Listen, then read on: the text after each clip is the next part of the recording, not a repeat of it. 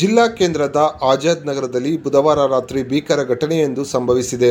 ಅಕ್ರಮ ಸಂಬಂಧದ ಆರೋಪದ ಹಿನ್ನೆಲೆಯಲ್ಲಿ ನಡೆದ ರಾಜಿ ಸಂಧಾನ ವಿಕೋಪಕ್ಕೆ ತಿರುಗಿ ಮಹಿಳೆಯೊಬ್ಬಳು ತನ್ನ ಪತಿಯ ಜೊತೆ ಅಕ್ರಮ ಸಂಬಂಧ ಹೊಂದಿದ್ದಾಕೆಯ ಮೇಲೆ ಆಸಿಡ್ ಎರಚಿದ್ದಾಳೆ. ಘಟನೆಯಲ್ಲಿ ಮುಸ್ಕಾನ್ ಎಂಬ ಮಹಿಳೆ ತೀವ್ರವಾಗಿ ಗಾಯಗೊಂಡಿದ್ದು ಜಿಲ್ಲಾಸ್ಪತ್ರೆಗೆ ದಾಖಲಾಗಿದ್ದಾಳೆ. ಆರೋಪಿ ಆಯಿಷಾ ಹಾಗೂ ಗಾಯಾಳು ಮುಸ್ಕಾನ್ ಇಬ್ಬರು ಪರಸ್ಪರ ಸಂಬಂಧಿಕರು.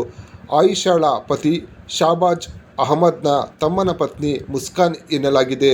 ಮುಸ್ಕಾನ್ ಪತಿ ಕುಡಿತದ ವ್ಯಸನಿಯಾಗಿದ್ದು ಸಂಸಾರ ನಿರ್ವಹಣೆಯಲ್ಲಿ ವಿಫಲನಾಗಿದ್ದ. ಈ ಸಂದರ್ಭದಲ್ಲಿ ಶಾಬಾಜ್ ಅಹಮದ್ ಹಣಕಾಸಿನ ನೆರವು ನೀಡುತ್ತಿದ್ದ.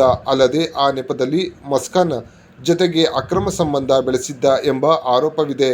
3 ತಿಂಗಳ ಹಿಂದೆ ಮುಸ್ಕಾನ್ ಮತ್ತು ಶಾಬಾಜ್ ಅಹಮದ್ ಓಡಿ ಹೋಗಿ ಬೆಂಗಳೂರಿನಲ್ಲಿ ವಾಸವಿದ್ದರು. ಇತ್ತೀಚೆಗಷ್ಟೇ ಸಂಬಂಧಿಕರು ಇವರನ್ನು ಪತ್ತೆ ಹಚ್ಚಿ ಕೋಲಾರಕ್ಕೆ ಕರೆತಂದಿದ್ದರು.